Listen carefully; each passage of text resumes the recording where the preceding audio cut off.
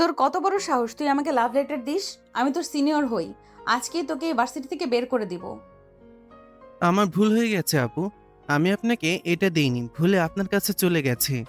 আপনার মতন লাল শার্ট পরা আরো একজন দাঁড়িয়েছিলাম, আমি তাকে দিয়েছিলাম, সে আমাকে চেনে।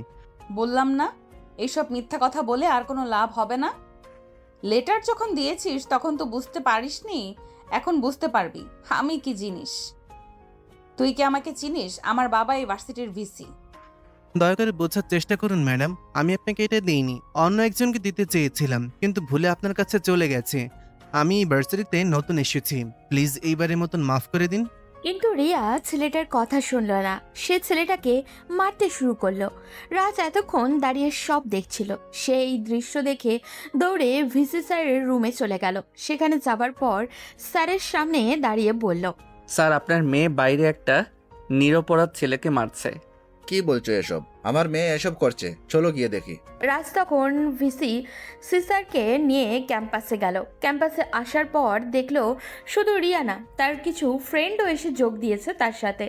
ভিসি স্যার তখন তার মেয়ের দিকে এগিয়ে গেলেন, এরপর বললেন, রিয়া, এসব কি হচ্ছে? ছেলেটাকে এভাবে মারছো কেন? এটা ভার্সিটি, এখানে সবাই পড়াশোনা করার জন্য আসে, মারামারি করার জন্য নয়। তোমাকে কতবার বোঝাবো কথাটা? আব্বু, তুমি জানো না এই ছেলেটা কত বড় অপরাধ করেছে? ও আমাকে লাভ লেটার দিয়েছে। আমাকে লাভ লেটার দেওয়ার সাহস ওর কি করে হলো? স্যার বিশ্বাস করেন, আমি ওনাকে লাভ লেটার দেইনি। আমি আমার পরিচিত একজনকে দিয়েছিলাম, ওনার মতন পোশাক পরে সেও এসেছিল, তাই পেছন থেকে না জেনে ভুল করে এই লেটারটা ওনাকে দিয়ে ফেলেছি। আমি আর তোমাদের দুজনের মধ্যে কারো কথাই শুনতে চাই না। তোমরা দুজন দুজনের ক্লাসে চলে যাও। রিয়া তখন বাবার কথা শুনে রেগে তার বাবার দিকে তাকালো। রিয়ার বাবা তখন সেটা ইগনোর করে রাজের কাছে গিয়ে বলল, তোমাকে ধন্যবাদ এই ইনফরমেশনটা দেওয়ার জন্য। এখানে মারামারি না করে তুমি আমাকে জানিয়েছো, এটাই আমার কাছে খুব ভালো লেগেছে। ধন্যবাদ দেওয়ার কোনো প্রয়োজন নেই স্যার, এটা আমার দায়িত্ব। ও, তোমার নামটাই তো জানা হলো না। কি নাম তোমার? জি স্যার, আমার নাম রাজ। রিয়া তখন তার বাবার কথা শুনে বুঝতে পারল এই ছেলেটা তার বাবাকে ডেকে নিয়ে এসেছে। রিয়ার রাগ চড়ে বসলো রাজের উপর। রিয়ার বাবা যাবার পরই রিয়া রাজের কাছে গিয়ে তাকে থাপ্পড় দিয়ে বলল, তাহলে তুই এই কাজটা করেছিস? তোর কারণে আমার বাবার কাছে বকা খেতে হলো। তখন রাজ গালে হাত দিয়ে দাঁড়িয়ে আছে। রিয়ার রাগ যেন এখনো কমছে না। রাজ গালে হাত দিয়ে বলল, দেখুন আপু, আপনি এরকম ব্যবহার করবেন না। আপনার বাবা একজন সম্মানিত মানুষ, আপনি ওনার মেয়ে হয়ে কিভাবে এই কাজটা করতে পারলেন? আপনার সব দিক থেকে এগিয়ে থাকা দরকার ছিল, কারণ আপনি এত ভালো একজন মানুষের সন্তান, কিন্তু আপনি করছেন ঠিক তার উল্টোটা। তোকে তো আমি জাস্ট ওয়েট। তুই এই ভার্সিটিতে কিভাবে পড়াশোনা করতে পারিস সেটা আমিও দেখে নেব। তোকে আমি ছাড়বো না। বলে রিয়া রাগে গজগজ করতে করতে সেখান থেকে চলে গেল। রাজ তখন ওই ছেলেটার দিকে এগিয়ে গেল, গিয়ে তাকে বলল, দেখো ভাই, ভার্সিটিতে সবাই পড়াশোনা করার জন্য আসে, এখানে প্রেম ভালোবাসা এসব করা ঠিক না। ভাই আমার ভুল হয়ে গেছে, আসলে যাকে লাভ লেটারটা দিতে চেয়েছিলাম মেয়েটাকে আমি আগে থেকেই চিনি, একই এলাকায় আমাদের বাসা। সে এই ভার্সিটিতেই পড়াশোনা করে জেনেই আমি এই ভার্সিটিতে ভর্তি হয়েছি। রাজ তখন ছেলেটাকে নিয়ে চলে গেল ক্লাসে। ক্লাসে বসে সবাই যখন একে অপরের সাথে পরিচিত হচ্ছিল, ঠিক তখনই কয়েকটা মেয়ে ক্লাসে ঢুকলো। তাদের ক্লাসে ঢোকার স্টাইলটা একদমই আলাদা। ক্লাসে ঢুকেই তারা গন্ডগোল শুরু করলো। একটু পর পর উচ্চ স্বরে হেসে উঠছিল। রাজ তখন তার পাশের সিটে বসে থাকা একটা ছেলেকে উদ্দেশ্য করে বলল, স্যারের মেয়েও এই ক্লাসে পড়ে, দেখে তো সিনিয়র মনে হয়।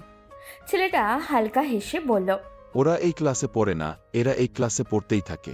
এই নিয়ে শুনেছি থার্ড টাইম চলতেছে, সবগুলা পড়াশোনায় রসকোল্লা। রাত ছেলেটার কথা শুনে নিজেও হাসলো। ততক্ষণে স্যার এসে ক্লাস শুরু করে দিয়েছে, কিন্তু তবুও ওই মেয়েগুলো মুখ বন্ধই করছে না। তারা কারোর একটা টিফিন বক্স নিয়ে কাড়াকাড়ি করছে। তখন রাজ রেগে স্যারকে উদ্দেশ্য করে বলল, স্যার, আমরা তো ক্লাসের কোনো পড়াই শুনতে পাচ্ছি না, ওনারা এভাবে কথা বললে ক্লাস করব কিভাবে? স্যার তখন রাজের দিকে তাকিয়ে কিছু বলবেন তার আগে রিয়ার ডেস্কে ঠোকা দিয়ে বলে উঠল, এখানে যদি কেউ কথা শুনতে না পায় তাহলে বাইরে চলে যান। আমরা কথা বলবো, না হয় নাচানাচি করব। কেউ আপত্তি করলে তার জন্য গেট খোলা আছে, ভার্সিটি থেকে বের হয়ে যান। এই কথা শোনার পর রাজের কিছুটা খারাপ লাগলো। স্যারও চুপচাপ দাঁড়িয়ে আছেন, তিনি হয়তো ভয়ে কোনো কথা বলতে পারছেন না। রাজ স্যারের অসহায় চেহারা দেখে কথা না বাড়িয়ে নিজের জায়গায় বসে পড়ল।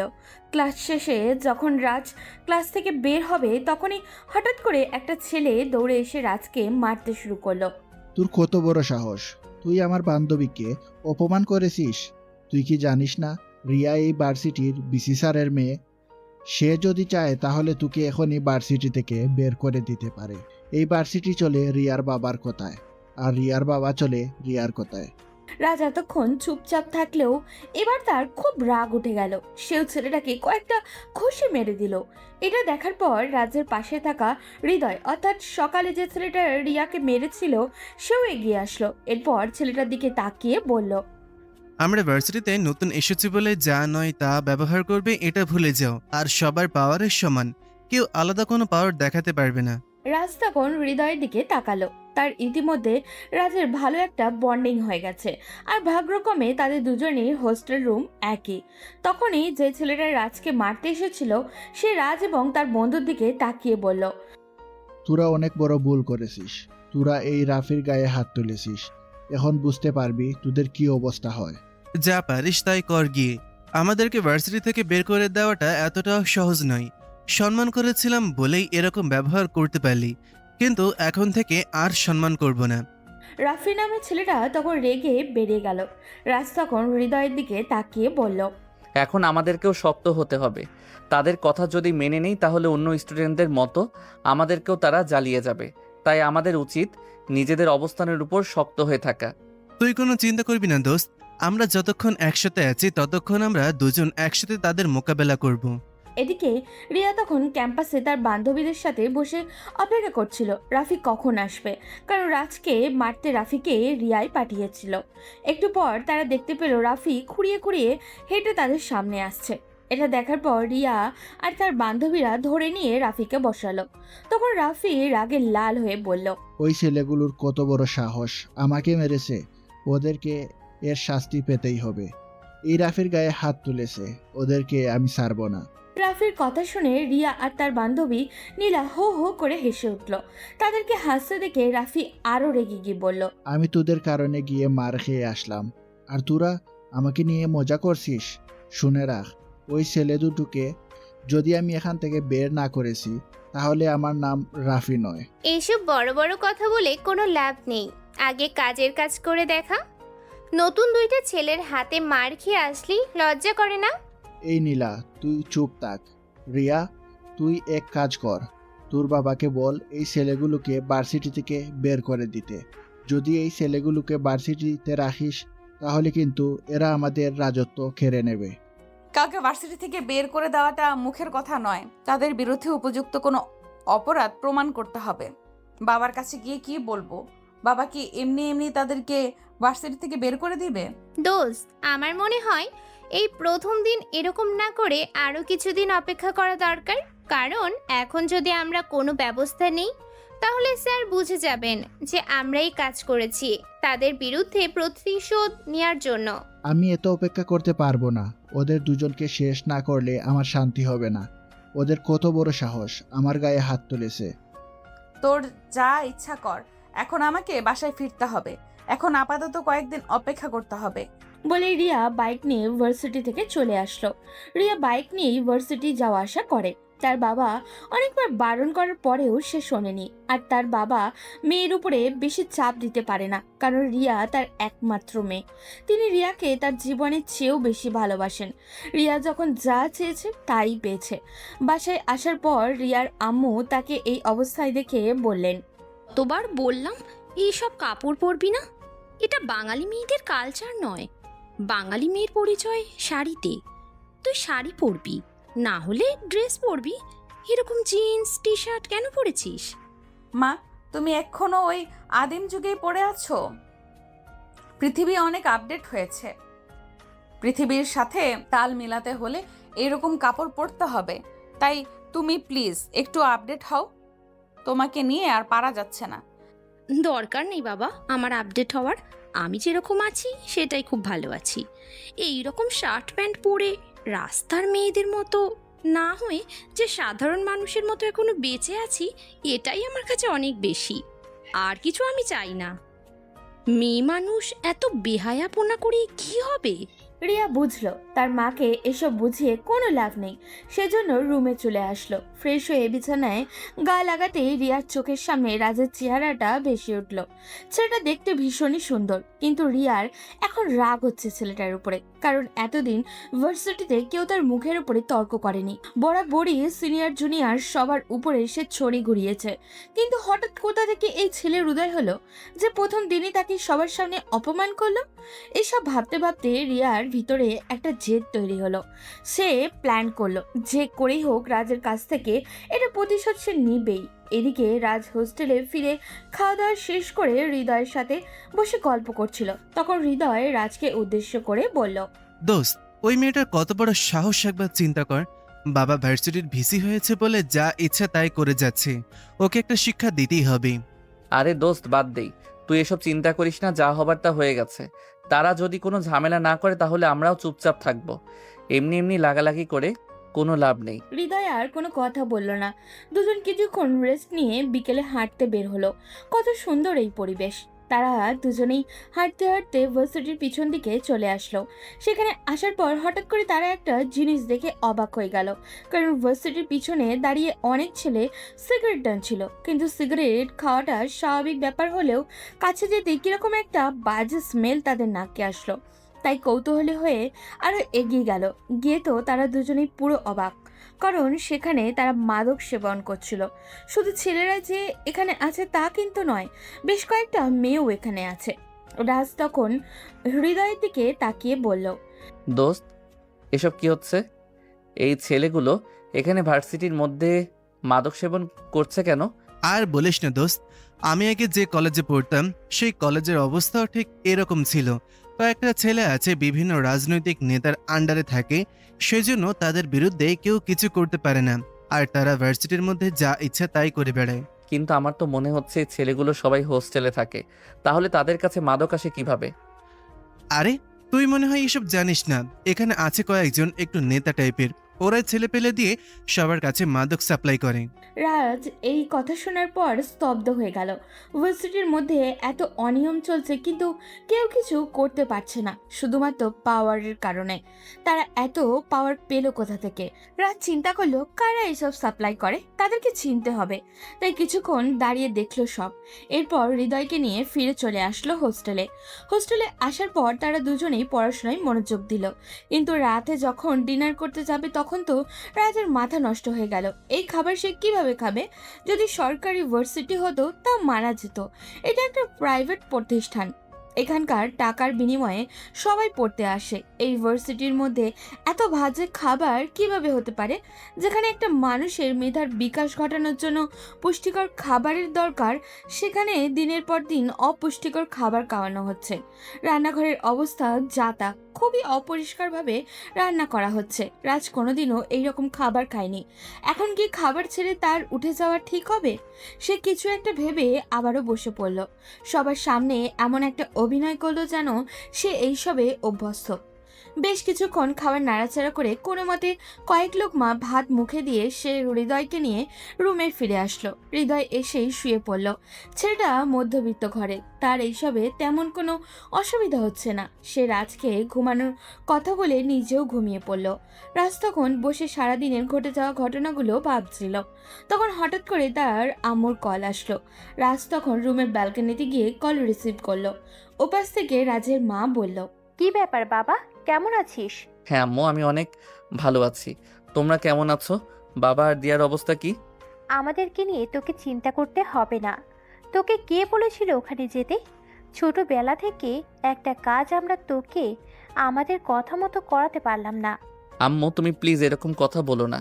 আমি আমার স্বপ্ন পূরণ করার চেষ্টা করছি, ওখানে আমার ভালো লাগে না, তাই চলে এসেছি। হয়েছে, আমি বুঝতে পারছি। তোকে এইসব বলে লাভ নেই। সাবধানে থাকবি আর নিজের খেয়াল রাখবি। রাজ ফোনের ওপাশ থেকে স্পষ্ট শুনতে পাচ্ছে তার বাবা তার সাথে কথা বলতে চাচ্ছে, কিন্তু তার মা বারণ করছে। সেজন্য রাজ তার মাকে বলল, আম্মু, কি ব্যাপার? তুমি বাবাকে আমার সাথে কথা বলতে দিচ্ছ না কেন? বাবার কাছে ফোনটা দাও।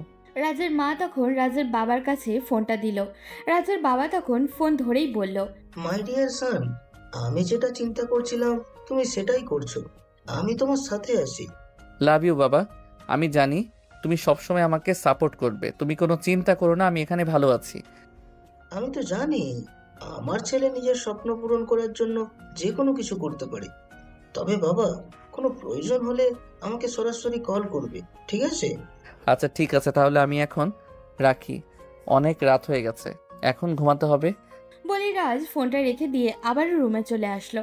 রাজের বাড়িতে একটা সমস্যা, তার বাবা সব সময় তাকে সাপোর্ট করে, কিন্তু মা এইসব একদম পছন্দ করে না। রাজ কিছুক্ষণ বিছানায় গড়াগড়ি করার পর কখন ঘুমিয়েছে খেয়ালই নেই। পরদিন ঘুম থেকে রাত যথারীতি ক্লাসে গেল। আবার বিকেলে সে হৃদয়কে নিয়ে ঘোরাঘুরিতে সব মিলিয়ে সে মানিয়ে নিচ্ছিল এই পরিবেশের সাথে। দেখতে দেখতে এক সপ্তাহ কেটে গেল। এরই মধ্যে রাজ রিয়ার অনেক অন্যায় কাজ দেখেছে, কিন্তু তার বা হৃদয়ের সাথে সেদিনের পর থেকে আর কিচ্ছু করেনি। হয়তো ঝড় আসার আগে যেমন সবকিছু শান্ত থাকে, তেমনই ভেতরে ভেতরে বড় কোনো প্ল্যান করছে, আর এই বাইরে তাদের সাথে ভালো ব্যবহারও করছে। ওদিকে রিয়া আর তার বান্ধবীরা ভার্সিটির ক্যাম্পাসে বসে ম্যামের জন্য অপেক্ষা করছিল। আগামীকাল তাদের ভার্সিটিতে নবীনবরণ অনুষ্ঠান, সেটা নিয়েই মূলত আলোচনা করবেন। ম্যাডাম তখন একটু পর তাদের কাছে আসলেন। এসে রিয়া আর নীলাকে বললেন, আমরা একটা সাংস্কৃতিক অনুষ্ঠানের আয়োজন করেছি, আমি চাচ্ছিলাম তোমরা দুজন যদি পারফর্ম করতে তাহলে অনেক ভালো হতো। রিয়া এসব তেমন একটা পছন্দ করে না। সে না বলতে যাবে তার আগেই নীলা বলে উঠল, আপনি কোনো চিন্তা করবেন না ম্যাম, আপনার সাংস্কৃতিক অনুষ্ঠান অনেক ভালো হবে। আমরা দুজন নিশ্চিন্ত পারফর্ম করব। সময় কিন্তু কম, হঠাৎ করে আয়োজন করা হয়েছে, তাই তোমরা এখন থেকেই রিহার্সাল শুরু করে দাও। বলে ম্যাডাম চলে গেলেন। রিয়া তখন নীলার দিকে রাগের দৃষ্টিতে তাকালো। নীলা হেসে রিয়াকে টেনে নিয়ে যেতে লাগলো। আজকে রাতটা শুধু সময় আছে, কালকে পারফর্ম করতে হবে। ট্রায়াল রুমে গিয়ে দুজনে কি করবে সিদ্ধান্ত নিতে পারছিল না। তখন রিয়া রেগে নীলাকে বলল, নে এবার ঠেলা সামলা, কে বলেছিল এসব পারফর্ম করার কথা বলতে? এখন কালকের ভেতরে আমরা কি করব? আগে চল বাসায় যাই, দুজন মিলে প্ল্যান করলে অবশ্যই পারবো। যেহেতু বলে ফেলেছি সেহেতু কিছু একটা করতেই হবে। রিয়া আর নীলা তখন রিয়াদের বাসায় চলে গেল। বাসায় গিয়ে দুজনে সিলেক্ট করতে পারছিল না কী ধরনের ডান্স করবে। রিয়ার আম্মু তখন নাস্তা নিয়ে তাদের কাছে আসলেন। রিয়া আর নীলাকে টেনশন করতে দেখে তিনি জিজ্ঞাসা করলেন, তোমরা আজকে এত তাড়াতাড়ি বাসায় ফিরলে? এবার টেনশন করতেছো, কি ব্যাপার? কোনো সমস্যা নাকি? আর বলবেন না আন্টি, কালকে আমাদের ভার্সিটিতে নবীনবরণ অনুষ্ঠান, আমরা সেখানে পারফর্ম করব। কিন্তু কি পারফর্ম করব সেটাই তো খুঁজে পাচ্ছি না। একবার ভাবছি ডান্স করব, আরেকবার ভাবছি গান করব, কিন্তু আমার যে কণ্ঠ, মাশাল্লাহ, লোক পালাবে। তোমরা এক কাজ করতে পারো, তোমরা নাচতে পারো। রিয়া তখন তার মায়ের দিকে তাকে হতাশ হয়ে বলল, আমরা তো সবসময় পার্টিতে ডান্স করে এসেছি, বাংলা নাচের কিছুই জানি না, আর ভার্সিটির স্টেজে ওইসব ডান্স করলে লোকে ধরে পিটাবে। আমার মনে হয় আন্টি সব পারেন, সেই জন্য এসব বলেছেন। আন্টি, আপনি কি আমাদেরকে একটু হেল্প করবেন? রিয়ার আম্মু তখন তাদের দিকে তাকিয়ে মুচকে হেসে বললেন, আমাদের সময় আমরা যেমন স্কুলে পড়াশোনা করতাম তখন অনেক সময় এরকম সাংস্কৃতিক অনুষ্ঠান হতো। আমি অনেক অনুষ্ঠানেই নেচেছি, কিন্তু তোমরা কি শাড়ি পরে নাচতে পারবে? না আম্মু, অন্য কোনো আইডিয়া থাকলে বলো, আমরা শাড়ি পরতে পারবো না। এমনিতেই আমি কোনোদিন শাড়ি পরিনি, এইসব ঝামেলা আমি করতে পারবো না। অন্য কোনো আইডিয়া থাকলে সেটা বলো। আরে কি বলিস দোস্ত, আমরা পারবো না কেন? আমরা সব পারি। আন্টি, আপনি কোনো চিন্তা করবেন না, আমরা দুজন শাড়ি পরতে পারবো। আপনি শুধু আমাদেরকে শিখিয়ে দিবেন কিভাবে কি করতে হবে। আচ্ছা ঠিক আছে, তোমরা কোনো চিন্তা করো না, আমি তোমাদের সব কিছু শিখিয়ে দেবো।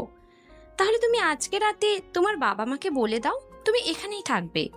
রিয়ার এখনো ভয় কাটছে না, সে চিন্তায় পড়ে গেছে পারবে কিনা। যদি কালকে কোনো ঝামেলা হয় তাহলে ভার্সিটির সব স্টুডেন্টরা সামনে তাদের সম্মান নষ্ট হবে। এসব ভাবনার মাঝেই রিয়ার মা দুইটা শাড়ি এনে তাদের দুজনকে পরিয়ে দিলেন। রিয়াকে শাড়ি পরিয়ে তার মা কপালে চুমু খেয়ে বললেন, এভাবে কতটা সুন্দর লাগছে, এটা যদি তুই বুঝতি তাহলে কোনোদিন ওই রকম বাজে জামা কাপড় পরতিস না। পরীর মতো লাগছে আমার মেয়েটাকে।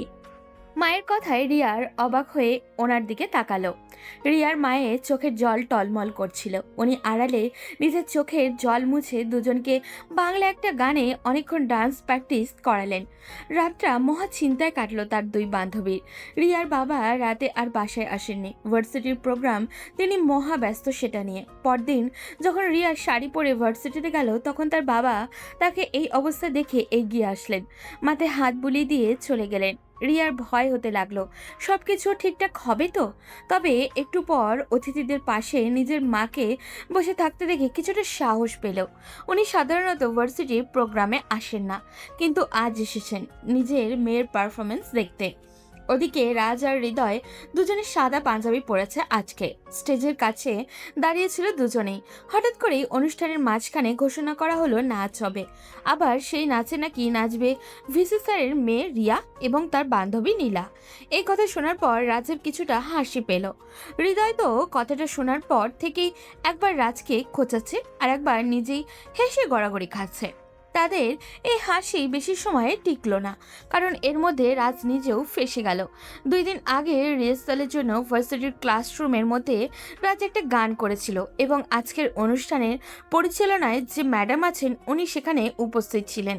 তিনি হঠাৎ করেই ডেকে উঠলেন, এখন আমাদের সামনে নৃত্য পরিবেশন করবে আমাদের ভার্সিটির সম্মানিত ভিসি রাজীব স্যারের একমাত্র মেয়ে রিয়া এবং তার বান্ধবী নীরা। শুধু তাই নয়, সেখানে সরাসরি গান গাইবে আমাদের ভার্সিটির মেধাবী ছাত্র রাজ চৌধুরী। রাজ এই ব্যাপারটাতে মোটেও অবগত নয়। এই কথা শুনে সে ম্যাডামের দিকে হাঁ হয়ে তাকিয়ে আছে। তখন হৃদয় পিছন থেকে ধাক্কা দিয়ে রাজকে পাঠিয়ে দিল স্টেজে। রাজ গিয়ে গানটা দেখে নিল। মায়ের কল্যাণে বাংলা গানের প্রতি তার একটা দুর্বলতা ছোট থেকেই ছিল। তার গান শেখার গুরুও মায়ের হাত ধরে, তাই খুব যে বিপদে পড়বে তা বলা যায় না। রিয়া আর নীলা পারফরমেন্স করতে আসলো। নীল শাড়িতে দুজনকে অনেক সুন্দর লাগছিল। রাজ রিয়ার দিকে তাকিয়ে ভাষা হারিয়ে ফেলছিল। ওই যে বেচারা তাকিয়েছিল, এরপর গানও করলো।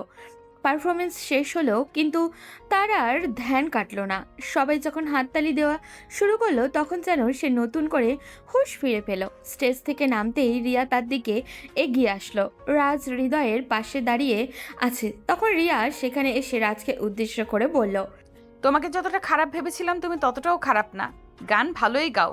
যাক, অবশেষে আপনার কাছ থেকে ভালো একটা কথা শুনতে পেলাম। সত্যি তোমার গানের গলা অসাধারণ, আমি ভাবতেও পারিনি তুমি এত সুন্দর গান গাইতে পারো। ধন্যবাদ। তবে আপনার কথা না বললেই নয়, আমি ভাবতেও পারিনি আপনি এত সুন্দর ক্লাসিক্যাল ড্যান্স করতে পারেন। ধন্যবাদ। ওয়েট, আমরা কিন্তু চাইলে ভালো বন্ধু হতে পারি। রাজ রিয়ার কথা শুনে হেসে দিল, কারণ প্রথম যেদিন এসেছিল তখন রিয়াই তাকে বলেছিল শেষ করে ফেলবে, কিন্তু এখন বলছে রাজের বন্ধু হতে চায়।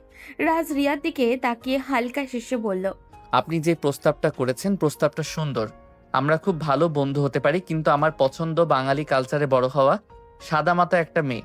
কিন্তু আপনি তো যাক নাই বললাম। দেখো, বন্ধুত্ব করতে চাইলে করো, না করলে নাই।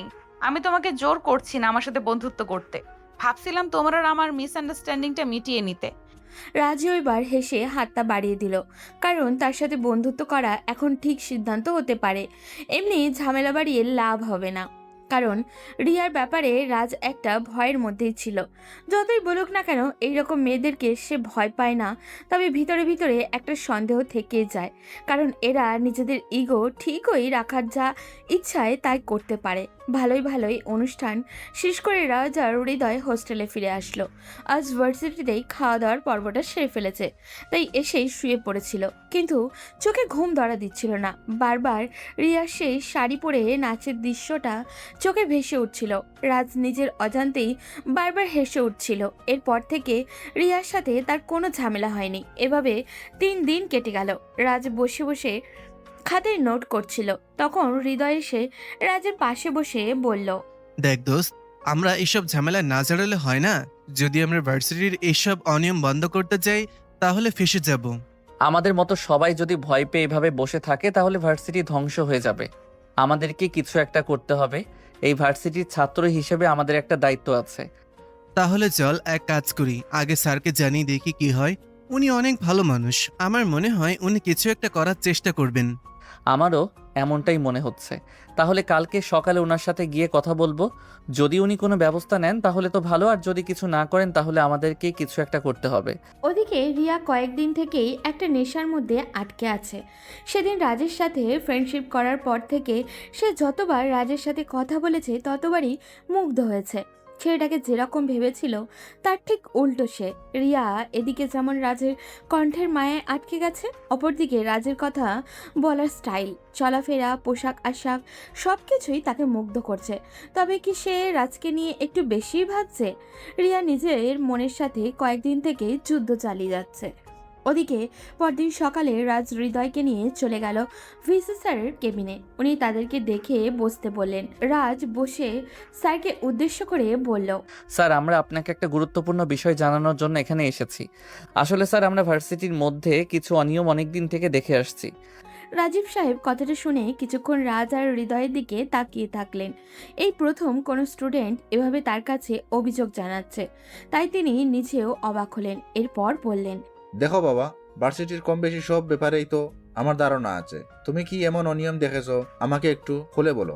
স্যার, আপনি জানলে অবাক হবেন, ভার্সিটির ছুটি হওয়ার পর ভার্সিটির পিছনের বাগানে মাদক ব্যবসা চলে।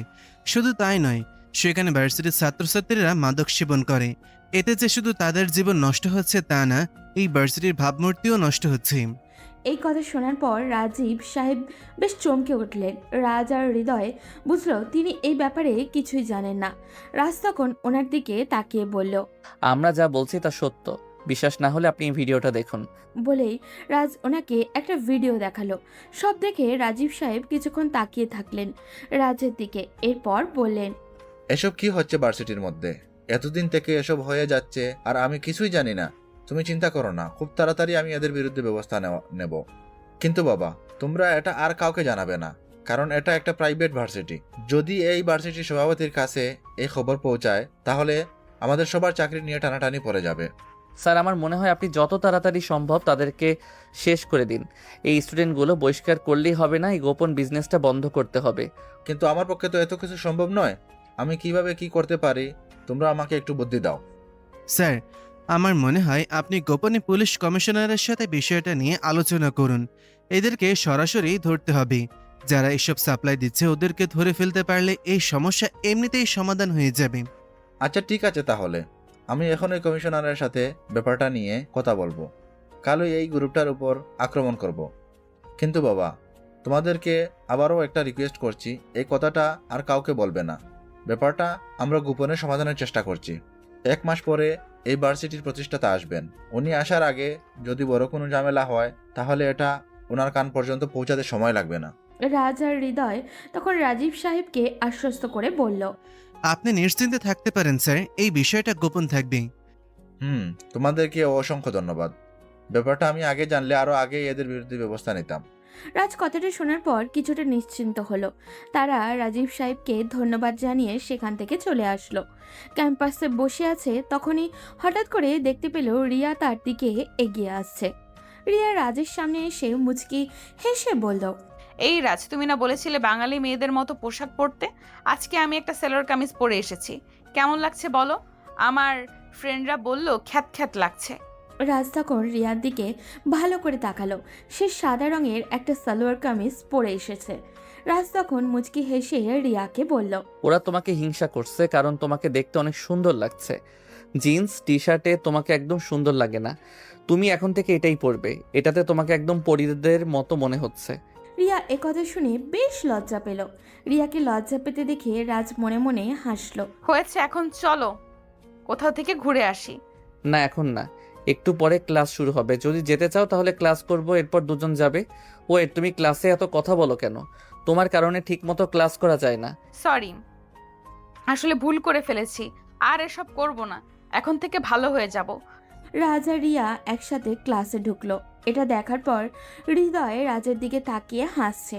রাজ আর রিয়া পাশাপাশি বসে আর হৃদয় তাদের পেছনে। রাজ তখন হৃদয়ের দিকে তাকিয়ে বলল, কি ব্যাপার, তুই এত হাসাহাসি করছিস কেন? মনে হচ্ছে যেন আমরা সার্কাস দেখাচ্ছি এখানে। হৃদয় এগিয়ে এসে রাজের কানে কানে বলল, দোস্ত, তোদের দুজনকে অনেক মানিয়েছে। আমার ইচ্ছা করছে এখনই তাকে ভাবি বলে ডাকতে। তুই যদি পারমিশন দিস তাহলে আমি আজকে থেকে তাকে ভাবি ডাকা শুরু করে দিই। ফাইজলামি করবি না হৃদয়, সে আমার জাস্ট ফ্রেন্ড, তাই এসব কথা আর বলবি না। সে যদি এটা শুনতে পায় তাহলে আমাকে খারাপ ভাববে। হ মামা, তুমি তলে তলে রকেট চালাবা আর আমি বললেই মহাভারত অশুদ্ধ হয়ে যাবে।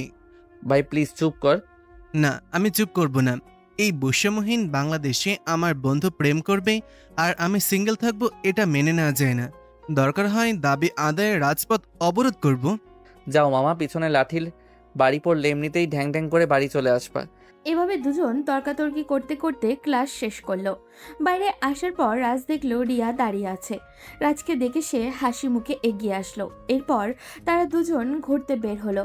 তারা দুজন একটা পার্কে এসে বসলো। তখন রিয়া রাজকে বলল, তোমার কণ্ঠটা কিন্তু মারাত্মক। তুমি চাইলে আমাকে একটা গান শোনাতে পারো। এই সুন্দর পরিবেশে তোমার গান হলে আরো জমে যাবে। আমি মোটেও এত সুন্দর গান গাইতে পারি না যতটা তুমি আমাকে বলছো।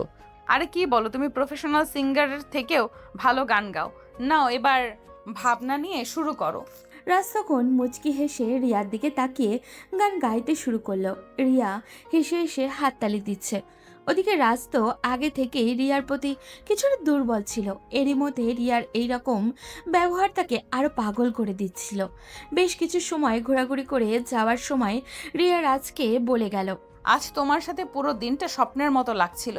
অনেক পার্টিতে গিয়েছি, অনেক বন্ধুদের সাথে আড্ডা দিয়েছি, কিন্তু তোমার মতো বন্ধু আমি পাইনি।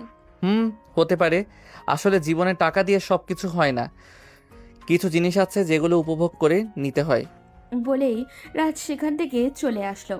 পরদিন সকালে রাজ আর হৃদয় রাজীব সাহেবের সাথে দেখা করলো। রাজীব সাহেব তাদেরকে সবকিছু বুঝিয়ে দিলেন। বিকেলের দিকে যখন তারা নিশ্চিন্তে মাদক সেবন করছিল, তখন রাজ আর হৃদয় পুলিশ নিয়ে সেখানে চলে গেল।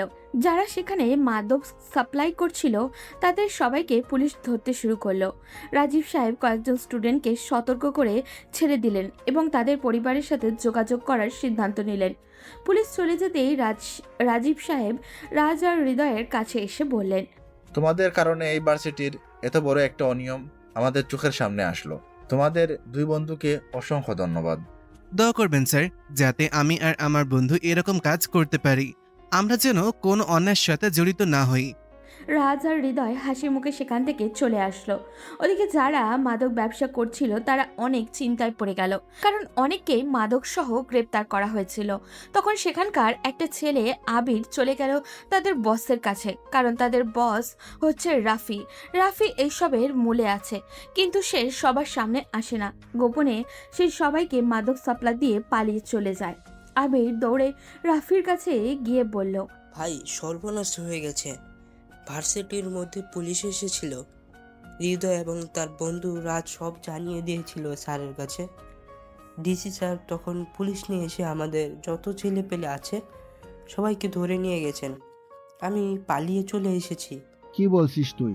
আমার এত টাকার ব্যবসা সব নষ্ট হয়ে যাবে? এটা কিছুতেই হতে পারে না। ওদের কত বড় সাহস আমার সাথে লাগতে এসেছে। ওদেরকে আমি ছাড়বো না।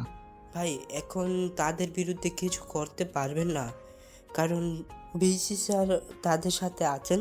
সবাইকে বলে দেওয়া হয়েছে বিকালে ওখানে যাকে দেখা যাবে তাকে ভার্সিটি থেকে বের করে দেওয়া হবে। তাই আমাদেরকে এখন সতর্ক থাকতে হবে। কিন্তু আমার বাকি মালগুলো কি হবে? এগুলো আমি কার কাছে সেল করব? ওই রাজ আর হৃদয়কে যদি শেষ করতে না পারি তাহলে আমার শান্তি নেই। ভাই যা করার তাড়াতাড়ি করুন, নাহলে পরে সমস্যা হয়ে যাবে। স্যার এমনিতেই সব কিছু জেনে গেছেন। পুলিশ ওদেরকে ধরে নিয়ে গেছে। যদি আমাদের লোকের মধ্যে কেউ আমাদের নাম বলে দেয় তাহলে আমাদের দুজনকে ভার্সিটি থেকে বের করে দিবে। তুই এখন আমার সামনে থেকে যা, আমাকে একটু চিন্তা করতে দে। দরকার হলে তোকে আমি ডেকে নেব। এই কথা বলার পর আবির সেখান থেকে চলে আসলো আর রাফি চিন্তায় পড়ে গেল। সে এখন কি করবে? তার এত টাকার ব্যবসা সবকিছু নষ্ট হয়ে যাবে, এটা সে মেনে নিতে পারছিল না। পরদিন রাফি যখন ভার্সিটিতে আসলো তখন দেখলো রাজ আর রিয়া পাশাপাশি বসে গল্প করছে। এটা দেখার পর সে অনেক রেগে গেল, কারণ এই বিপদে তার একমাত্র ভরসা ছিল রিয়া। সারা রাত ভেবে সে রিয়াকে নিয়েই একটা প্ল্যান সাজিয়েছিল। সে দূর থেকে রিয়াকে ইশারা করলো তার সাথে দেখা করার জন্য। রিয়া সেটা দেখে রাজকে ক্লাসে যেতে বলল। রাজও আপত্তি না করে ক্লাসে চলে গেল। রিয়া তখন নীলাকে নিয়ে রাফির কাছে গেল। রাফি তখন রিয়ার দিকে তাকিয়ে চিৎকার করে বলল, তুই এত সহজে সব কিছু কিভাবে ভুলে গেলে রিয়া? শুনলাম ওই ছেলেটার সাথে নাকি বন্ধুত্ব করেছিস। আমাদের তো প্ল্যান ছিল ওকে শেষ করে দিব, তাহলে ওর সাথে এত ঘনিষ্ঠ হওয়ার মানে কি? এই কথা শোনার পর রিয়ার বেশ রাগ হলো। এতদিনে সে বুঝতে পেরেছে রাজ অনেক ভালো ছেলে, তার সাথে রিয়া অন্যায় করেছিল। তাই সে রাফির দিকে তাকিয়ে বলল, দেখ রাফি, এসব বন্ধ কর। রাজ অনেক ভালো ছেলে, তার সাথে এসব করা ঠিক না। আমি বুঝতে পেরেছি সেদিন আমরাই ভুল করেছিলাম, তাদের কোনো দোষ ছিল না। দোস্ত, তুই এটা কিভাবে বলতে পারলি? তোর কারণে আমি ওদের সাথে মারামারি করলাম, আর তুই এখন ওদের পক্ষ নিয়ে নিলি? হ্যাঁ দোস্ত, আমিও এটাই লক্ষ্য করেছি। এখন তুই আমাদের কাছে বলিস না, ওই ছেলেটার সাথেই সব সময় থাকিস। আড্ডা ঘোরাঘুরি বন্ধ করে তুই পড়াশোনায় মনোযোগ দিয়েছিস। এসবের মানে কি সত্যি করে বলতো? তুই কি ওই ছেলেটার প্রেমে পড়ে গেছিস নাকি? এই কথা শুনে রিয়া চুপ হয়ে গেল, কারণ এর উত্তর সে নিজেও এতদিনে খুঁজে পায়নি। তাই কিছু সময় থেকে থাকার পর সে বলল, আমি জানি না আমি তার প্রেমে পড়ে গেছি কিনা, তবে আমি তার প্রতি ভয়ঙ্করভাবে আসক্ত হয়ে পড়েছি। তাই তোদেরকে সাবধান করে দিচ্ছি, ওর সাথে কিছু করবি না। ফাজলামি বন্ধ কর দোস্ত। ও একটা রাস্তার ছেলে, কোনো কিছু না জেনেই তুই ওর প্রেমে পড়ে গেছিস। তুই তো এমন ছিলি না। রাফি, মুখ সামলে কথা বল। কারোর ব্যাপারে না জেনে এইসব কথা বলা ঠিক না। তার ব্যাপারে আগে সব কিছু জেনে তারপর কথা বলবি। রাফি রিয়ার কথা শুনে বুঝলো তার প্ল্যান আর যাই হোক রিয়াকে দিয়ে করানো যাবে না। সেজন্য রেগে সেখান থেকে চলে আসলো। এদিকে রাজ ক্লাস শেষে হোস্টেল রুমে বসে রিয়ার কথাই চিন্তা করছিল। সে নিজেও জানে না এই গুন্ডি মেয়েটার প্রতি এত দুর্বল কিভাবে হলো। সবকিছু স্বাভাবিকই চলছিল। প্রতিদিন রিয়া আর হৃদয়ের সাথে আড্ডা আর ঘোরাঘুরি সবকিছু মিলিয়ে ভালোই দিন কাটছিল তাদের দিন। ততদিন রাজ নিশ্চিত হলো যে সে রিয়ার প্রেমে পড়ে গেছে, কিন্তু এই কথা সে রিয়াকে কিভাবে বলবে? অনেক ভেবেচিন্তে সিদ্ধান্ত নিল আর লুকোনো ঠিক হবে না। এবার রিয়াকে তার মনের কথা বলতেই হবে। সেজন্য সে রিয়ার কাছে কল করে বলল পরদিন তার সাথে দেখা করতে চায়। রিয়াও নির্দ্বিধায় রাজি হয়ে গেল। তখন হৃদয় রাজের পাশে এসে বসে হাসতে হাসতে বলল, মামা, তুই একটা জিনিস মাইরি, আমাকে প্রেম করতে বারণ করে এখন তুই নিজেই প্রেম করছিস। এটা কিন্তু ঠিক না মামা।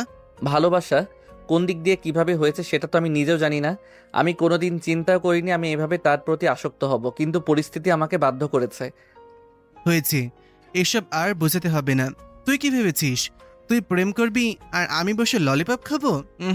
মামা, আমারও প্রেম হয়ে গেছে ওই মেয়েটার সাথে, কিন্তু তোকে জানাইনি। এই হৃদয় এত বোকা নয়। নারী ছাড়া জীবনে কি আছে বল? নারী জীবনের সব। রাজ মনে মনে হাসলো। এরকম বন্ধু পাওয়া সত্যি ভাগ্যের ব্যাপার। রাজ কখনো ভাবেনি এমন অপরিচিত একটা জায়গায় এসে এমন কাউকে বন্ধু হিসাবে পাবে। সে ভীষণ ভয় ছিল রিয়াকে কিভাবে প্রপোজ করবে সেটা নিয়ে। হৃদয় তাকে প্র্যাকটিস করাচ্ছে আর বারবার বকাবকি করছে, কারণ রাজ এইসব ব্যাপারে একেবারে দুর্বল। ওদিকে রিয়ার অবস্থাও ওই একই। সেও মনে মনে সিদ্ধান্ত নিয়েছে কাল যাই হয়ে যাক রাজকে তার মনের কথা বলতেই হবে। তার মনেও একই ভয় কাজ করছিল, রাজ তাকে অ্যাকসেপ্ট করবে তো? সে পড়াশোনার দিক দিয়ে তো রাজের ধারের কাছেও ঘেঁচতে পারে না। এরই মধ্যে শুরুতেই রাজ বলে দিয়েছে রিয়ার মতো মেয়ে তার পছন্দ না। তাহলে কি তাকে কাল খালি হাতেই ফিরতে হবে? ওদিকে রাফি আর নীলা একটা কফি শপে বসেছিল। রাফি নীলার হাত ধরে বলল, দেখ দোস্ত, আমাদেরকে কিছু একটা করতে হবে। ওই ছেলেটাকে যদি ভার্সিটি থেকে বের করতে না পারি, তাহলে আমাদের বান্ধবীকে আমরা চিরদিনের জন্য হারিয়ে ফেলব। আমাদের সাথে আগে রিয়া পার্টিতে যেত, সব টাকা পয়সা সে দিত, কিন্তু এই কয়েকদিন থেকে ও সব বন্ধ করে দিয়েছে। তুই কি বুঝতে পারছিস না এটা? রিয়া না থাকলে কিন্তু আমরাও ভার্সিটিতে পাওয়ার দেখাতে পারবো না। হ্যাঁ, আমিও এটা লক্ষ্য করেছি, কিন্তু এখন আমরা কি করব? আমাদের হাতে তো কিছুই নেই। ওই ছেলেটাকে আমারও সহ্য হয় না, ওকে একটা উচিত শিক্ষা দিতেই হবে। ওই ছেলেটাকে শিক্ষা দেওয়ার জন্য এখানে তোকে ডেকে নিয়ে এসেছি। তুই আমাকে হেল্প করবি। যদি তুই আমাকে হেল্প করিস, তাহলে আমি ওই ছেলেটাকে ভার্সিটি থেকে কালকেই বের করে দিব। মানে আমি আবার কি হেল্প করব? দেখ ভাই, আমি এসব ঝামেলার মধ্যে জড়াতে পারবো না। যদি আমি বাইরে থেকে কোনো হেল্প করতে পারি তাহলে অবশ্যই করব, কিন্তু ভার্সিটির মধ্যে ঝামেলা হলে আমি নেই। এইসব ঝামেলার কথা আমার পরিবারের লোকজন জানলে একদম শেষ করে ফেলবে। কোনো সমস্যা হবে না। দেখ, তুই যদি আমাকে হেল্প করিস তাহলে তোর আগামী 1 মাসের সব খরচ আমি দেব। তুই তোর বয়ফ্রেন্ডকে নিয়ে যেখানে ইচ্ছা যেতে পারবি। কিন্তু আমি করবোটা কি? ওয়েট, এখান থেকে বের হয়ে বলছি। এরপর তারা দুজন কফি শপ থেকে বেরিয়ে আসলো। রাস্তায় হাঁটতে হাঁটতে রাফি একটা প্ল্যানের কথা নীলাকে বলল। এটা শোনার পর নীলা কিছুটা অবাক হয়ে গেল। রাফি দিকে তাকিয়ে বলল, দোস্ত, এটা আমার দ্বারা সম্ভব নয়। যদি ধরা খেয়ে যাই তাহলে তো সবকিছু শেষ হয়ে যাবে। তুই ভয় পাবি না, আমরা তো তোর সাথে আছি। তুই নিশ্চিন্তে এই কাজটা কর। এই কাজটা করতে পারলে আমাদের আর কোনো বাধা থাকবে না। আমাদের বান্ধবী আবার আমাদের কাছে ফিরে আসবে। আচ্ছা ঠিক আছে, তাহলে আমি কালকে কাজটা করব, কিন্তু তোর কথা যেন ঠিক থাকে। আমার আগামী 1 মাসের সব টাকা তুই দিবি। আমার মনে থাকবে, তুই শুধু কালকে কাজটা ঠিক মতো কর। এদিকে রাজ সারা রাত ঘুমাতে পারল না। কি একটা অনুভূতি হচ্ছে তার ভিতরে। যদি এত প্যারা হবে জানতো তাহলে কখনোই রিয়ার প্রেমেই পড়তো না। পরদিন সকাল সকাল উঠে একটা পাঞ্জাবি পরে ভার্সিটিতে গেল। ক্যাম্পাসে বসে আছে। একটু পর রিয়াও আসলো। রাজ তার দিকে তাকিয়ে একদম অবাক হয়ে গেল, কারণ রিয়া একটা নীল শাড়ি পরে এসেছে। রাজকে এক দৃষ্টিতে তার দিকে তাকিয়ে থাকতে দেখে রিয়া লজ্জা পেয়ে রাজের সামনে এসে বলল, এই তুমি এভাবে তাকিয়ে আছো কেন? আমার লজ্জা লাগছে, সবাই আমাদের দিকে তাকিয়ে আছে, এরকম করছো কেন? এই কথা শুনে রাজের ঘোর কাটল।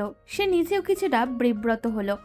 রিয়া এখনো তাকে দেখে হাসছে। রাজ এবার নিজেকে একটু স্বাভাবিক করে বলল, আমি তোমাকে একটা কথা বলতে চাই রিয়া। অনেক দিন থেকে কথাটা তোমাকে বলবো বলবো ভাবছি, কিন্তু কিছুতেই বলতে পারছিলাম না। আমিও তোমাকে একটা কথা বলতে চাই রাজ। অনেক দিন থেকে কথাটা আমাকে প্যারা দিচ্ছে। আমি এটা তোমাকে বলে শান্ত হতে চাই। আচ্ছা ঠিক আছে, তুমি বলো কি বলবে, আমি পরে বলবো। না, আগে তোমার কথাটা শুনতে চাই। রাজ বেচারা তখন মহা মুশকিলে পড়ল। কত প্ল্যান করে এসেছিল প্রপোজ করবে বলে, কিন্তু এখন সব গুলিয়ে ফেলেছে। রিয়া তাকে বরাবর তাড়া দিচ্ছিল কথাটা বলার জন্য, কিন্তু রাজ কিছুতেই বলতে পারছিল না। এরই মধ্যে ক্লাসও শুরু হয়ে গেল। রাজ তখন রিয়াকে বলল, আচ্ছা ঠিক আছে, এখন আপাতত ক্লাসে যাই। ক্লাস শেষ হওয়ার পরে আমার জন্য দাঁড়াবে, তখন আমরা দুজন দুজনের কথা শুনবো। রিয়াও রাজের কথায় রাজি হয়ে গেল। তারা দুজন ক্লাসে চলে গেল। ক্লাসে চলছে তখন হঠাৎ আবির এসে বলল রাজকে রাজীব সাহেব ডাকছেন। রাজ ভাবল হয়তো কোনো দরকার, তাই চুপচাপ ছেলেটার পিছনে যেতে শুরু করলো। তাদের ক্লাস 4 তলায়। সিঁড়ি দিয়ে দুজন নামছিল। 2 তলায় আসতেই হঠাৎ ওই ছেলের সাথে আরো দুজন নিয়ে রাজকে একটা রুমের মধ্যে ধাক্কা দিয়ে ঢুকিয়ে দরজা বাইরে থেকে বন্ধ করে দিল। রাজ অবাক হয়ে দরজা ধাক্কাতে লাগলো, কিন্তু পরেক্ষণে খেয়াল আসলো তার পাঞ্জাবির কলার কেউ একজন চেপে ধরে আছে। রাজ পিছনে তাকাতেই দেখলো রিয়ার বান্ধবী নীলা দাঁড়িয়ে আছে। রাজ তখন কিছুটা ভয় পেয়ে গেল, কারণ নীলা অনেক ভয়ানক দৃষ্টি নিয়ে তার দিকে তাকিয়েছিল। রাজ তখন ভয়ে ভয়ে নীলাকে বলল, কি ব্যাপার নীলা আপু, তুমি এখানে কেন? আর আমার পাঞ্জাবি এভাবে চেপে ধরে আছো কেন? আমাকে যেতে হবে, ছাড়ো আমাকে। তোমাকে স্যার ডাকেনি বেবি, তোমাকে তো আমি ডেকেছি। চলো আমরা দুজন হারিয়ে যাই ভালোবাসার সাগরে, যেখানে গেলে আমাদেরকে কেউ আর খুঁজে পাবে না। নীলার এমন কথা শুনে রাজের ভয়ে হাত পা কাঁপতে লাগলো, কিন্তু নীলা এখনো ভয়ঙ্কর দৃষ্টিতে তার দিকে তাকিয়ে আছে। সে রাজের দিকে এগিয়ে আসছে আর রাজ পিছনে যাচ্ছে। তখন নীলা কৌশলে দরজার কাছে গিয়ে ভিতর থেকে দরজাটা বন্ধ করে দিল, আর বাইরে থাকা আবির দরজাটার বাইরে থেকে খুলে দিল, যাতে কেউ আসলে কাহিনী বুঝতে না পারে। রাজ বুঝলো সে খুব ভয়ঙ্কর এক ষড়যন্ত্রের শিকার হতে চলেছে, তাই নীলাকে অসহায় কণ্ঠে বলল, নীলা আপু এরকম করো না, আমাকে ছেড়ে দাও। তুমি কি করতে চাইছো আমার সাথে? কেন বেবি, তুমি কি বুঝতে পারছো না আমি কি চাই? রিয়ার কাছে কি এমন আছে যেটা আমি দিতে পারবো না? তুমি যেটা বলবে আমি সেটাই তোমাকে দিব। রাজ এবার রাগ উঠে গেল। সে রাগে নীলার গালে ঠাস করে একটা থাপ্পড় বসিয়ে দিল। যখনই সে নীলাকে থাপ্পড় মারলো, ঠিক সেই মুহূর্তে নীলা রাজের মুখ চেপে চিৎকার করতে শুরু করলো। রাজ তাকে যত সরাতে চাচ্ছে ততই সে জোরে চিৎকার করছে। রাজ বুঝলো রাগ দেখিয়ে এই মেয়ের হাত থেকে বাঁচতে পারবে না, তাই সে নীলাকে রিকোয়েস্ট করতে শুরু করলো, কিন্তু নীলা তার কথাই শুনলো না। হঠাৎ বেশ কয়েকজন মিলে দরজা ধাক্কাতে শুরু করলো। এবার রাজ বুঝলো তার দিকে ভয়ঙ্কর এক বিপদ এগিয়ে আসছে, তাই নীলার দিকে তাকিয়ে কান্না করে বলল, কেন এমনটা করলে আপু? আমি তো তোমার সাথে কিছুই করতে চাইনি। এরপরেও তুমি কেন আমাকে ফাঁসিয়ে দিলে? কিন্তু নীলা রাজের প্রশ্নের জবাব না দিয়ে তার মুখের লিপস্টিক এলোমেলো করতে শুরু করলো। এরপর তার জামার অনেকটা অংশ ছিঁড়ে ফেললো। এটা দেখার পর রাজ আরও ভয় পেয়ে গেল। সে নীলার দিকে তাকিয়ে এসব না করতে রিকোয়েস্ট করতে লাগলো, কিন্তু ততক্ষণে অনেকে দরজা ভেঙে ভিতরে ঢুকে পড়ল। ভিতরে ঢুকার পর তারা দুজন এই অবস্থায় দেখে ক্ষেপে গেল। রাজ তাদেরকে বোঝাতে লাগলো সে কিচ্ছু করেনি, কিন্তু ততক্ষণে পুরো ভার্সিটি জানাজানি হয়ে গেছে। রিয়াও সেখানে চলে এসেছে। নীলা তখন কান্না করে রাজীব সাহেবের কাছে চলে গেল। এরপর বলল, স্যার আমাকে বাঁচান, রাজ আমাকে শেষ করে দিতে চাইছে। সে আমাকে একা পেয়ে রুমের মধ্যে বন্দি করে আমার উপর নির্যাতন করছিল। স্যার আমাকে বাঁচান স্যার। নীলার এই কথা শোনার পর রিয়া স্তব্ধ হয়ে গেল। রাজকে সে ভালোবাসার কথা বলার জন্য আজকে এসেছে, কিন্তু রাজকে বাইরেই শুধু ভালো মানুষের মুখোশ পরে থাকে। রিয়ার বিশ্বাস হচ্ছিল না, তাই সে নীলাকে বলল, নীলা, তুই সব কি বলছিস? রাস্তা এমন ছেলে না। রিয়া, রিয়া, তুই এখনো আমাকে বিশ্বাস করছিস না? না, তুই আমার অবস্থা দেখে কি বুঝতে পারছিস না রাজ আমার সাথে কি করার চেষ্টা করেছে? রিয়া নীলার কথা শুনে আর তার চেহারা দেখে মুখের ভাষা হারিয়ে ফেলেছে। রিয়ার মাথা ঘুরতে শুরু করলো। সে ধপ করে মাটিতে বসে পড়ল। চোখ বেয়ে অজান্তেই জল গড়িয়ে পড়তে লাগলো। ওদিকে রাজ তখন স্টুডেন্টদেরকে বোঝাচ্ছে সেই সব কিচ্ছু করেনি, কিন্তু তখন আবির নামের সেই ছেলেটা এগিয়ে এসে রাজীব সাহেবের দিকে তাকিয়ে বলল, স্যার আমি নিজের চোখে দেখেছি নীলা আসতে চাইছিল না, কিন্তু রাত জোর করে ওকে এই রুমের ভিতরে ঢুকিয়েছে। রাজ এতক্ষণ লক্ষ্য না করলেও কথাটা শুনে ভালো করে ছেলেটাকে দেখলো, আর এটাই তো সেই ছেলে যে তাকে এই রুমে ঢুকিয়ে দরজা লাগিয়ে দিয়েছিল। রাজ কিছু বলতে যাবে তার আগেই রাজীব সাহেব রাজের দিকে তাকিয়ে বললেন, ছি ছি রাজ, আমি তোমাকে ভালো ভেবেছিলাম, কিন্তু তুমি এটা কিভাবে করতে পারলে? আমার নিজের উপরই এখন ঘৃণা হচ্ছে। আমি তোমাকে ভালো ছেলে ভেবেছিলাম।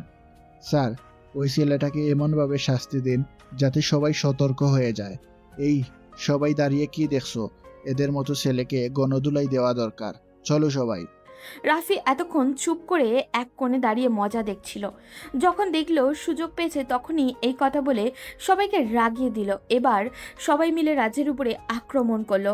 হৃদয় বন্ধুকে এভাবে মার খেতে দেখে সহ্য করতে পারল না, তাই সে রাজকে বাঁচানোর চেষ্টা করলো।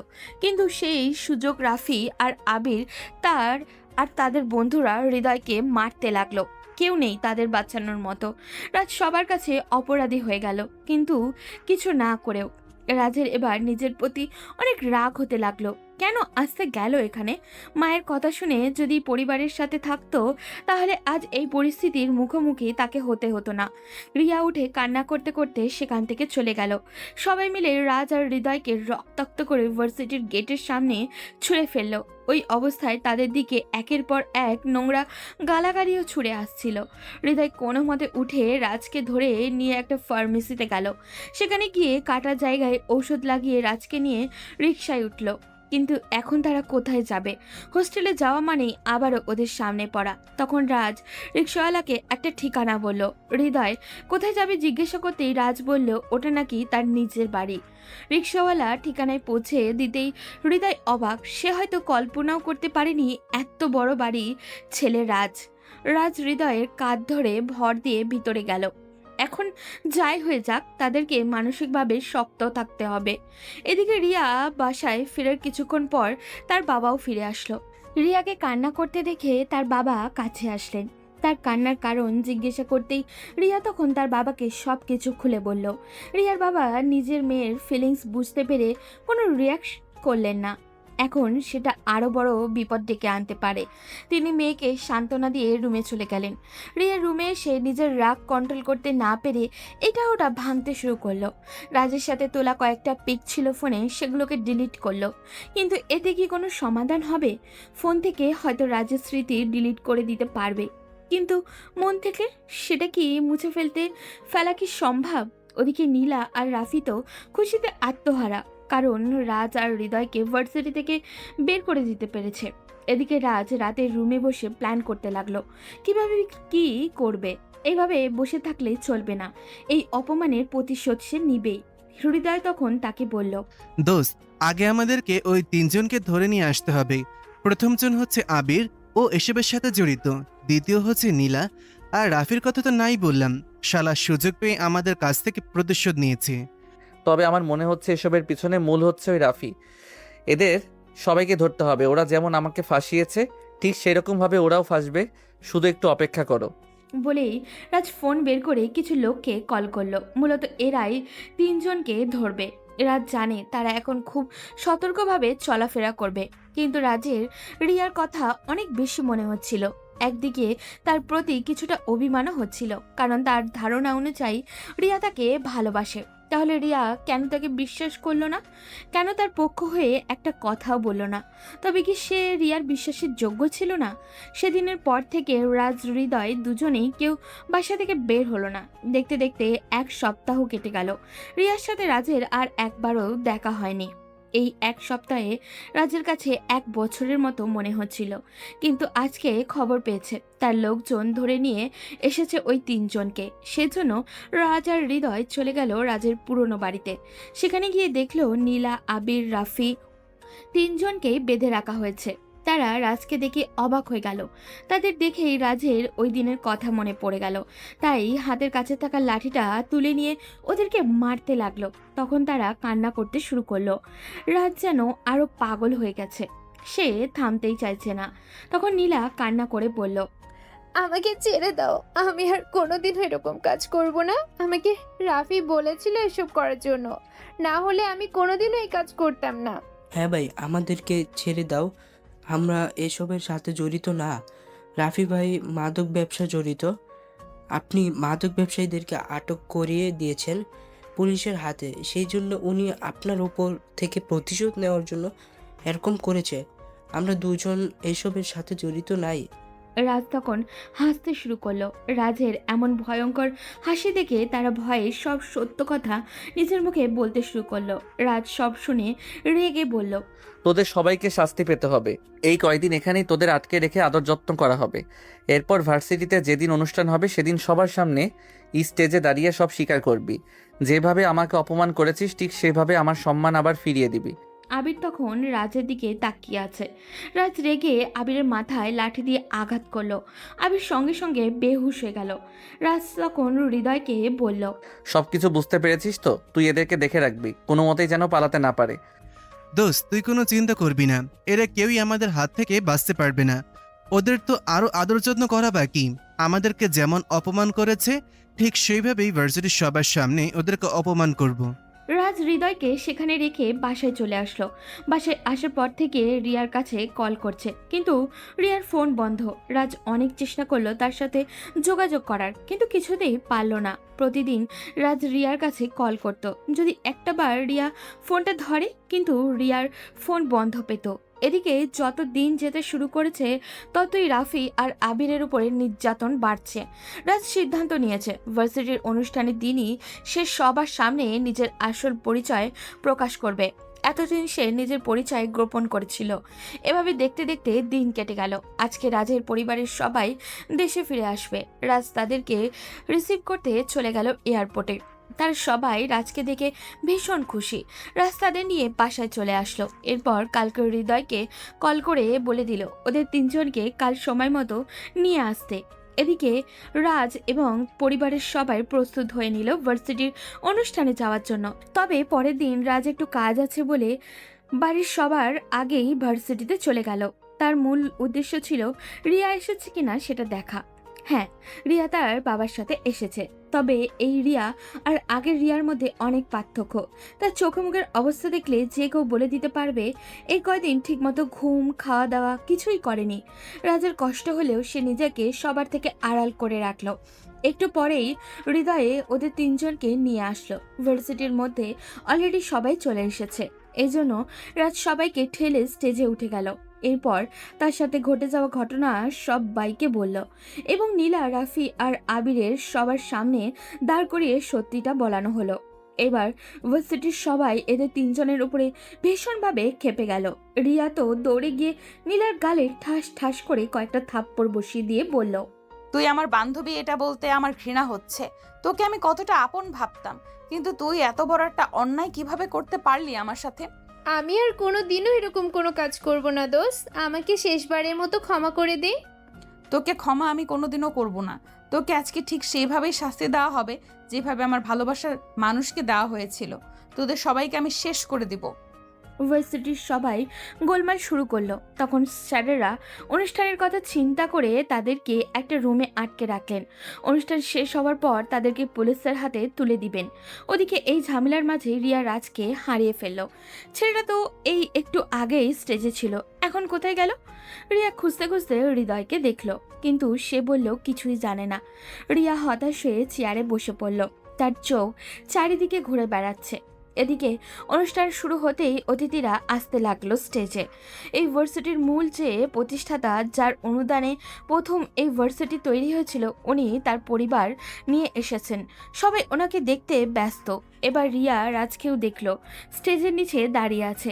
রিয়া চাইলেও ভিড় ঠেলে কাছে যেতে পারল না। অনুষ্ঠানের এক পর্যায়ে তখন ওই লোক বক্তব্য দিতে উঠলেন। তখন তিনি বললেন, আজকে আপনাদের সামনে আমি আরো একজনকে পরিচয় করিয়ে দিতে চাই। আপনারা সবাই জানেন আমার একটাই ছেলে, কিন্তু কোনোদিন তাকে দেখেননি। তবে আজকে আমি তাকে সবার সামনে পরিচয় করিয়ে দিচ্ছি। আমার ছেলে রাজ আজ এখানেই উপস্থিত আছে। কি হলো রাজ, আসো। এবার শুরু হলো চারিদিকে হইচই। রিয়া তো পুরোই স্তব্ধ। সবাই রাজের দিকে অবাক দৃষ্টিতে তাকিয়ে আছে। রাজ স্টেজে উঠে সবার দিকে তাকিয়ে একটা মুচকে হাসি দিল, এমন একটা ভাব করলো যেন আজ প্রথম এখানে এসেছে। রাজের বাবা সবার সাথে রাজকে পরিচয় করিয়ে দিচ্ছিলেন। তখন রিয়া ঘটিয়ে ফেলল অদ্ভুত এক কাণ্ড। অবশ্য রাজ তার পরিবারকে গত রাতেই রিয়ার ব্যাপারে সব বলেছিল, না হলে তার যে মা না জানি রিয়াকে কি করত। রিয়া তো রিয়াই, সে সবার সামনে রিয়া স্টেজে এসে রাজের পায়ে ধরে ফেলল। রাজ কিছু ফিল করা তো দূরে থাক, লজ্জায় সামনে তাকাতেই পারছিল না। তখন রিয়া কান্না করতে করতে বলল, রাজ, আমাকে ক্ষমা করে দাও। আমি অনেক বড় ভুল করে ফেলেছি। আমি তোমাকে ভালোবাসি সেদিন এই কথাটা বলতে এসেছিলাম, কিন্তু এরকম একটা ঘটনা ঘটে গেল, এরপর আর আমার মাথা কাজ করেনি। আমি কথা দিচ্ছি আর কোনোদিনও তোমাকে অবিশ্বাস করব না। রাজ কি করবে সিদ্ধান্তই নিতে পারছে না। সে তার বাবার দিকে তাকালো। রাজের বাবা তখন রাজের দিকে তাকিয়ে একটা মুচকে হাসি দিলেন। রাজ আর লজ্জায় পড়ল। তখন রাজের ছোট বোন দিয়া এসে বলল, আরে ভাবি, তুমি এভাবে পা ধরে আছো কেন? সবাই তোমাদের দিকে তাকিয়ে আছে। ভাইয়া তোমাকে বিয়ে করবে, আমাদের কালকে সব কিছু বলে দিয়েছে। না, আমি কিছু শুনতে চাই না। আগে সে বলুক আমাকে ক্ষমা করে দিয়েছে, এরপর পা ছাড়বো। এই কথা শোনার পর রাজের অনেক হাসি পেল। তখন রিয়ার বাবা অসহায় দৃষ্টিতে রাজের দিকে তাকিয়ে আছেন। রাজ রিয়াকে উঠিয়ে নিজের সামনে দাঁড় করিয়ে বলল, আজ থেকে কথা দাও আর কোনোদিন অবিশ্বাস করবে না। যদি বিশ্বাস না থাকে তাহলে সেই ভালোবাসা কোনোদিন পূর্ণতা পায় না। আগে সব কিছু জানতে হবে, সত্য মিথ্যা যাচাই করতে হবে। কথা দিচ্ছি আর কোনোদিন তোমাকে ভুল বুঝবো না। এইভাবেই তোমার পাশে সব সময় আমাকে রাখবে তো? রাজ তখন সবার সামনে রিয়ার কপালে চুমু দিল। এটা দেখার পর রাজের আম্মু হেসে রাজের মাথায় থাপ্পড় দিল। তখন রাজের বাবা রিয়ার বাবাকে ডেকে নিয়ে আসলেন। এরপর তারা পুরো ফ্যামিলি একসাথে ফটো তুলল। পুরো ভার্সিটির সবাই হাততালি দিচ্ছে। রিয়ার বাবা তখন রাজের বাবার কানে কানে বললেন, আজকে থেকে আমরা দুজন বেয়াই হয়ে গেলাম, কি বলেন? রাজের বাবা মুচকি হেসে নিজের বিয়াকে জড়িয়ে ধরলেন। এভাবেই চলতে থাকুক তাদের সবার জীবন।